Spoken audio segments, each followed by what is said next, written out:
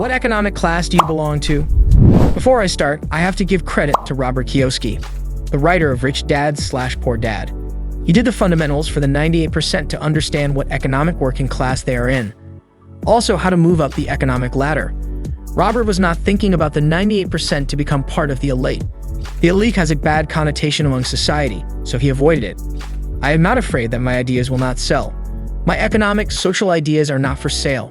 I am not here to make money. I am here to help individuals that want to become millionaires, billionaires, or part of the elite. No charge, free information. The diagram that I made is based on the quadrant economic working class that Robert Kiyosaki made. I just add my ideas that I learned at Institute of dem Roseburg. I use these ideas and I hope you will use them. The diagram is below. The diagram. There is one rule that you have to use all the time. Never leave money on the table. What it means is to always look for ways to make more money on the assets you own. As an example, you own a rental house and making $800 a month. Use that same house as a community or group home and you make $6,000 a month. 1. The lowest working class, when you work for somebody else. 2. The higher working class is when you work for yourself. 3. The third highest working class is when you own a means of production. The fourth highest working class is investing your money. Looking at the diagram, 99% that below to any of the four quadrants, the elite is using your time, money, and the interest on the money like the owner of the means of production.